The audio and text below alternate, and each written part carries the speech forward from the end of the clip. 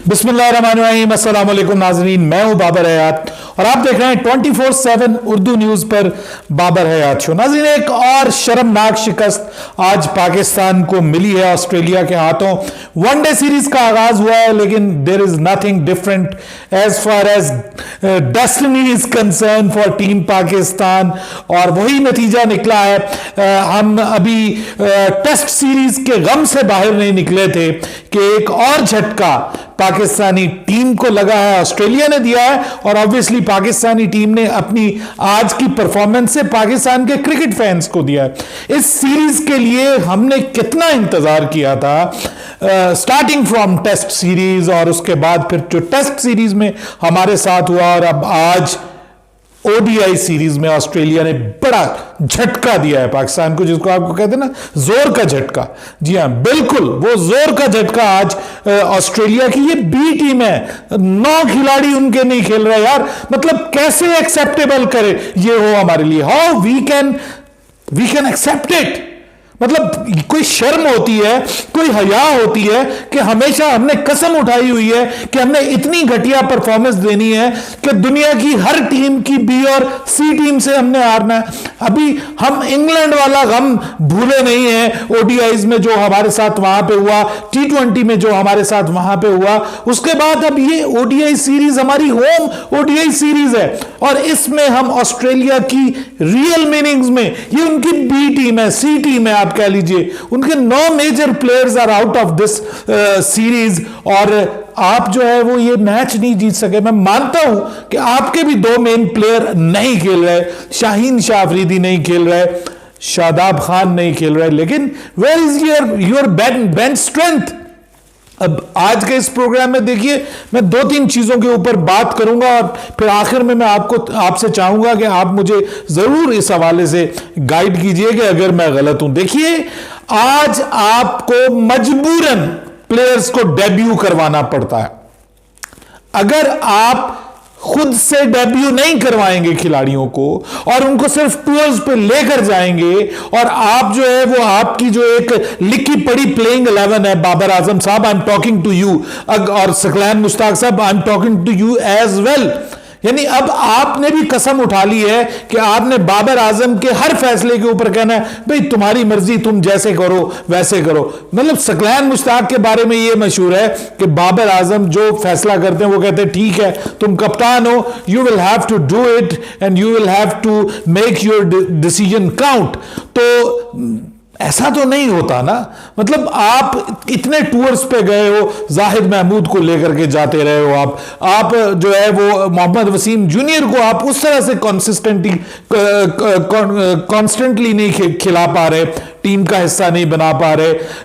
फिर यह है कि आपको यह कंफर्म नहीं है कि आपने आसिफ अली के साथ जाना है या आपने खुशदिल शाह के साथ जाना है।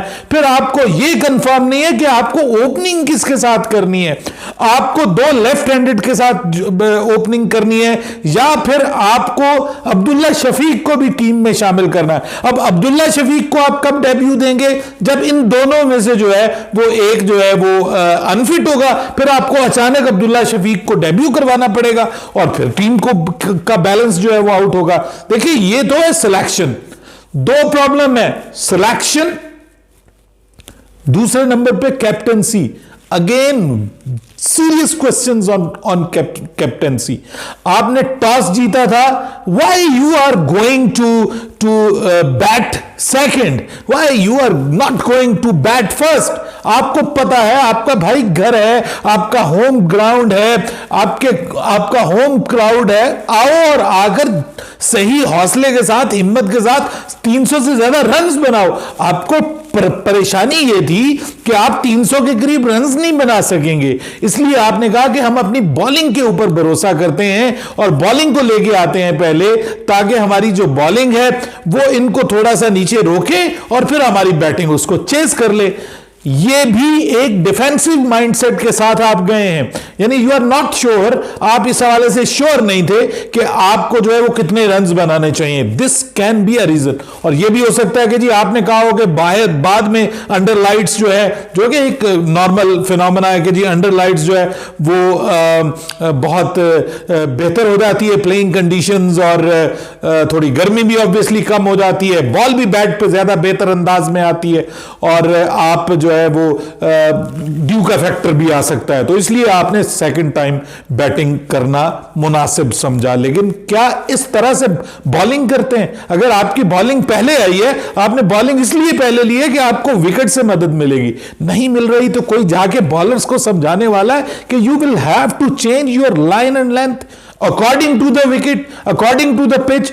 कोई जाकर बताने वाला नहीं है।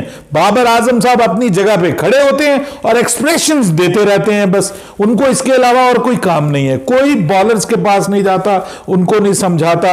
आज आपने 2 बॉलर्स को मजबूरन डेब्यू करवाया है जी। जाहिद महमूद को पहले खिलाया होता, आपने रेगुलर बेसिस पे खिलाया। आज जाहिद महमूद ने बुरी बॉलिंग नहीं की, बेहतर बॉलिंग की है एक डेब्यूटेंट के हवाले से, लेकिन आप उसको जब खिलाएंगी नहीं और उसको साथ लेके चलते फिरते रहेंगे तो एक इंसान है वो फ्रस्ट्रेट हो जाता है। तो यही कुछ होता है खिलाड़ियों के साथ भी। और I am seriously thinking about कि बाबर आजम क्या वाकई एक मैच विनर है या नहीं। बहुत कम उसके ऐसे मैचेस होंगे जिसमें उसकी इनिंग्स जो है वो मैच विनिंग इनिंग्स होगी। इमामुल हक प्लेड ब्रिलियंटली, बहुत अच्छा खेले, लेकिन उस खेल का, उस इनिंग्स का क्या फायदा कि जो आप अपनी टीम को जितवा नहीं सके। आप जैसे ही 100 करते हैं आप फौरी तौर पे आउट हो जाते हैं। ये एक बार नहीं हुआ, ये बार बार होता है। आप 100 कर जाते हैं, अपना माइलस्टोन अचीव कर जाते हैं, आप 50 कर जाते हैं, लेकिन आप टीम को आगे लेकर के नहीं चलते। बड़ा खिलाड़ी बनना है तो आपको मैच जितवाने पड़ेंगे in any condition, in every conditions. लेकिन यहां पे हमने अपनी पर्सनल जो हमें एक फायदा मिलने वाला था उसको हमने एडवांटेज को, होम एडवांटेज को हमने जाया किया है। पाकिस्तान की जो बॉलिंग है उसको उस तरह से प्रॉपरली बाबर आजम ने, I am really sorry to say that, use नहीं किया। उस तरह से अटैक नहीं किया, फौरी तौर पे डिफेंसिव हो गए कि जी हम रन्स बचाना शुरू कर दें। लेकिन जस्ट इमेजिन कि ट्रेविस हेड 2018 के बाद, आई थिंक, या 2019 के बाद उसको पहली बार ओपनिंग करवाई गई है और hamaरी टीम ने उसको एक जबरदस्त ओपनर साबित कर दिया है। और हमने कहा कि जनाब जो कहीं नहीं चलता ना उसको हम चलाएंगे और उसको हम हीरो बनाएंगे। ट्रेविस हेड को हमने आज जो करवा दिया। लेकिन मैं अगेन ये कहूंगा कि ऑस्ट्रेलिया आज बहुत अच्छा खेला है, पाकिस्तान से बहुत अच्छा खेला है, और well done team Australia. Pakistan deserve करता था कि आप उसको इस तरह की हार दो। ये शक्लें ही ऐसी हैं, इनको जब तक झटके ना लगे इनको सुकून नहीं आता। तो इनको जो है हार मिली है, इनका दिमाग टिकाने आएगा, ये कुछ सोचेंगे, ये कुछ सोचेंगे।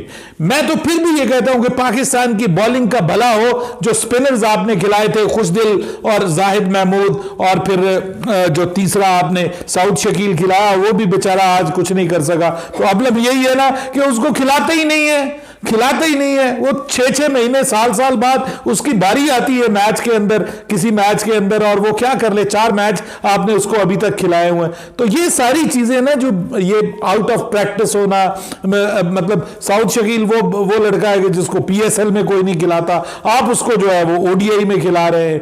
तो ये सारे सवालात जो है ये जहन में आते हैं भाइयों।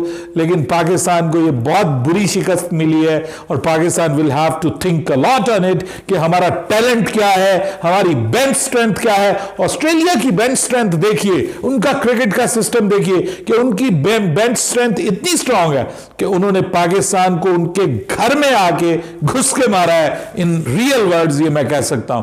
तो ये उन्होंने आज पहला मैच जीता है।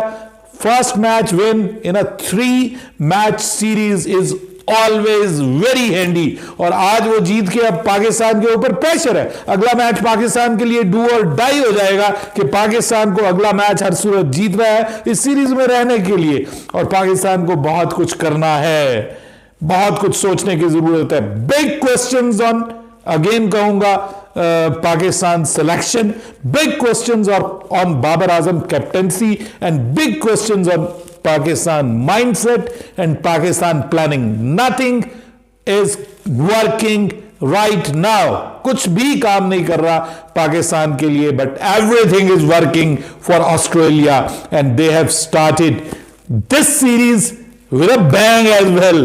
क्या कमाल की उनके लिए ये सीरीज है, हिस्टोरिक सीरीज है. They won Test series as well and now they have started to surprise Pakistan in ODI series as well. Pakistan के लिए ये झटका, आपको अंदाजा नहीं है कि जो वर्ल्ड कप की जो पाकिस्तान की वो जो सुपर लीग है उसमें पाकिस्तान के पॉइंट्स कम होते जा रहे हैं और पाकिस्तान नीचे जाता जा रहा है. और आपको पता है कि ये ना हो जाए कि कहीं पाकिस्तान को फिर क्वालिफाई करना पड़ जाए अगले वर्ल्ड कप के लिए जो 50 ओवर्स वर्ल्ड कप है. सो कानों से धुआं निकलना चाहिए, आंखों में खून उतरना चाहिए, अब कुछ ना कुछ होना चाहिए क्योंकि ये जो है it's not going in Pakistan way at all. अपनी राय दीजिएगा कमेंट सेक्शन में. बाबर हयात को इजाजत दीजिएगा. अल्लाह हाफिज.